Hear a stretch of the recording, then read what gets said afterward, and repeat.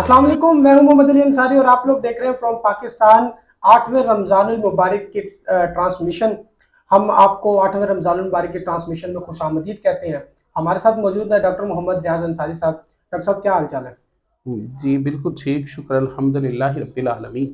Doctor साहब, आज का हमारा जो टॉपिक है ना, वो ये है कि रसूल पाक सल्लल्लाहु अलैहि वसल्लम की अता, कैसे वो अता करते थे और क्या उनकी अताएं थी। क्या बात है, बहुत ही प्यारा और बहुत ही अच्छा सवाल आज आपने टॉपिक बड़ा अच्छा चुना है। तो वो करम ही करम, वो अता ही अता अता। है, बेशक। वो जो भी सहाबी रसूल सल्लल्लाहु अलैहि वसल्लम या कोई और शख्स मेरे आका की बारगाह में जाता था, आप सल्लल्लाहु अलैहि वसल्लम के दर अक़दस से कभी कोई खाली नहीं आया।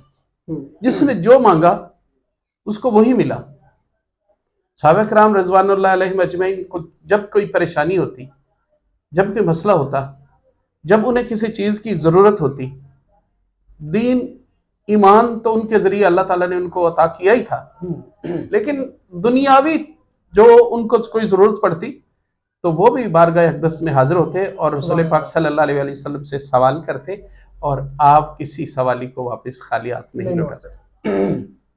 कुरान मुक़द्दस में अल्लाह ताला ने इरशाद फरमाया, वमा अताकुमुर रसूलु फखुज़ूहु वमा नहाकुम अन्हु फंतहु।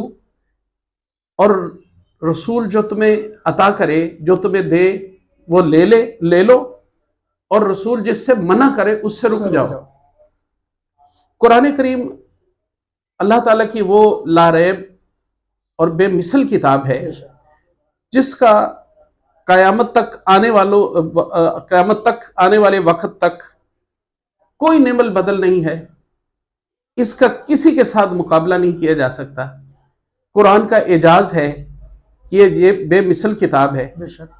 अल्लाह ताला ने कुरान मुक़द्दस के बारे में इरशाद फरमाया था, सूरह बकरा में इरशाद होता है, व इन कुंतुम फी रैबिम मिम्मा नज़्ज़लना अला अब्दिना फातू बिसूरतिम मिन मिस्लिही वदऊ शुहदाअकुम मिन दूनिल्लाहि इन कुंतुम सादिकीन। कि जो हमने अपने प्यारे हबीब पर ये जो किताब उतारी है, अगर इस किताब के बारे में तुम्हें कोई शक हो तो जाओ इस कुरान के जैसी कोई एक आयत ले आओ, सूरत कोई बना लाओ, और अल्लाह के अलावा जो अपने तुम्हारे दोस्त हैं उनको भी साथ मिला लो। लेकिन कुरान के इस चैलेंज को किसी ने आज तक कबूल नहीं कर सकता। तो कुछ लोग कुरान पाक के जो तराजम करते हुए उनको बहुत लिमिटेड कर देते हैं नबी पाक सल्लल्लाहु अलैहि वसल्लम की अता को। नहीं जी, सिर्फ अता का मतलब सिर्फ दीन ही अता करना है, सिर्फ जो दीन दें वो ले लो, या जो हदायत दें वही ले लो। दुनिया की बात नहीं हुई, ऐसी बात नहीं है। अल्लाह ने फरमा दिया कि जो तुम्हें वो अता फरमाए। अब मैदान जंग में हजरत कतादा रजी अल्लाह ताला अन्हो की आंख निकल गई, आंख का डेला बाहर निकल गया। अब डेला बाहर आने के बाद उन्हें सख्त तकलीफ हो रही थी, आंख से खून बह रहा था।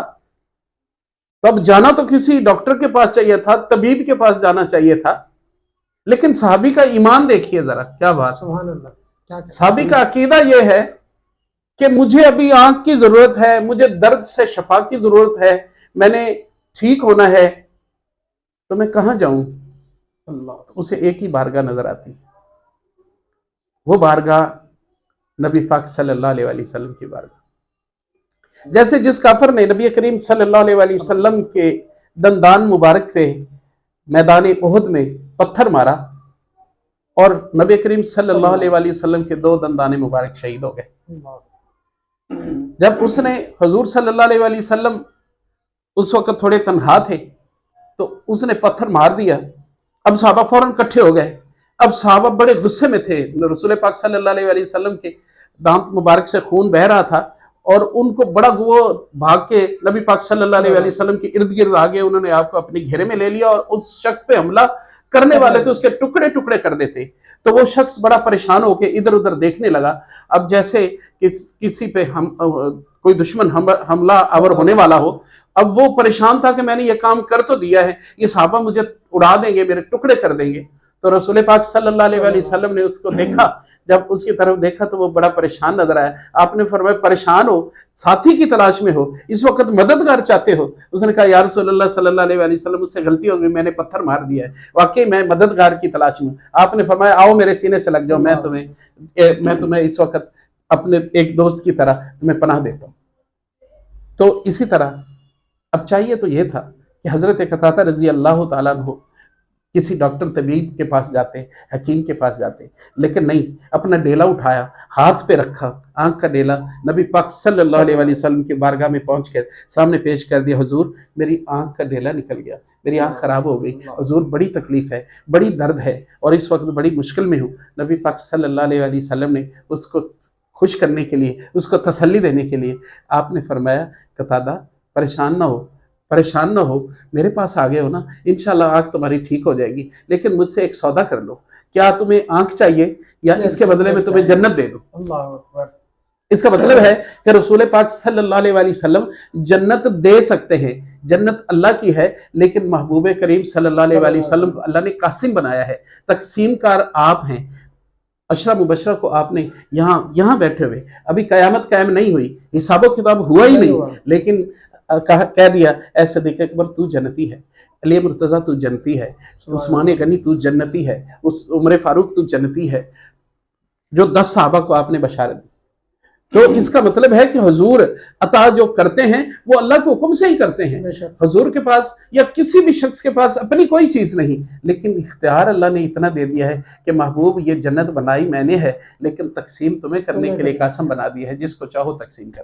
سبحان اللہ. تو اب حضرت قتادہ رضی اللہ تعالیٰ عنہ کو فرمایا میرے صحابی تمہیں آنکھ چاہیے, ڈیلا چاہیے, یا اس کے بدلے میں جنت دے دوں؟ اب صحابی نے دیکھا وقت بہت ہی پیارا ہے اور لوہا گرم ہے, اسے چوٹ لگانے سے کچھ بن جائے گا, اور بارگاہ رسالت میں کھڑا ہوں, رسول پاک صلی اللہ علیہ وسلم اس وقت ان کی جوش رحمت اس وقت عروج پر ہے, جوش رحمت ان کا دریائے رحمت اس وقت عروج پہ ہے. کہنے لگا یا رسول اللہ صلی اللہ علیہ وسلم میں تو آنکھ لینے کے لیے آپ کی خدمت میں حاضر ہوا تھا, اور آپ کریم ہیں, آپ رحمت للعالمین ہیں. پر کہنے لگے یا رسول اللہ آپ آنکھ تو میری مرضی سے اور میری ضرورت کے مطابق عطا کر دیجئے, اور جنت اپنی رحمت کے طریقے سے اور اپنی رحمت کے عطا سے مجھے جنت عطا فرما دیجئے. اللہ کے حبیب صلی اللہ علیہ وسلم نے فرمایا اے قتادہ تجھے آنکھ بھی, اس کے ڈیلے کو اٹھایا, اپنے لاب دہن لگایا, اس کی آنکھ میں رکھا, اور اس کے بعد فرمایا قتادہ اب بتا آنکھ کیسی ہے؟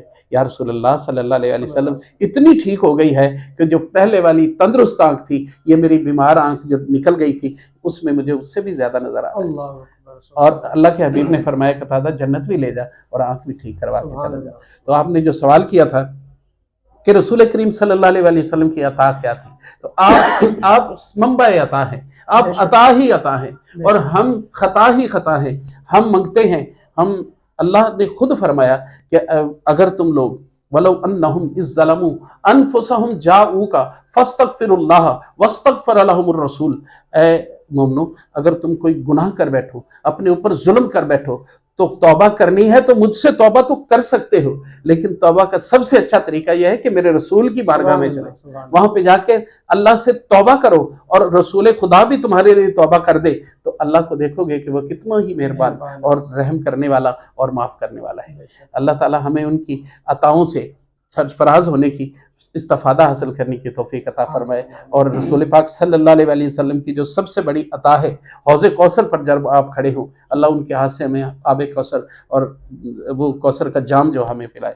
اور آپ صلی اللہ علیہ وسلم جب میزان پہ کھڑے ہوں گے, اللہ تعالیٰ ہمیں ان کے جو آپ صلی اللہ علیہ وسلم اس پہ ہمارے پلڑے کو جھکا رہے ہوں گے اپنے گناہ گار امتیوں کو, ہمیں وہ بھی عطا فرمائے. اور آپ صلی اللہ علیہ وسلم جو پل صراط پہ کھڑے ہوں گے, اور جو لوگ گھبرا رہے ہوں گے, جو نہیں گزر پائیں گے, بڑے مشکل میں ہوں گے, رسول پاک صلی اللہ علیہ وسلم ان کو پل صراط سے گزرنے میں مدد فرمائیں گے. اللہ ہمیں وہ بھی عطا فرمائے. وآخر دعوانا بہت اچھے واقعے سے آپ نے ایکسپلین کیا, بڑا ہی مزہ آیا. دیکھتے رہیے ہمارے رمضان ٹرانسمیشن.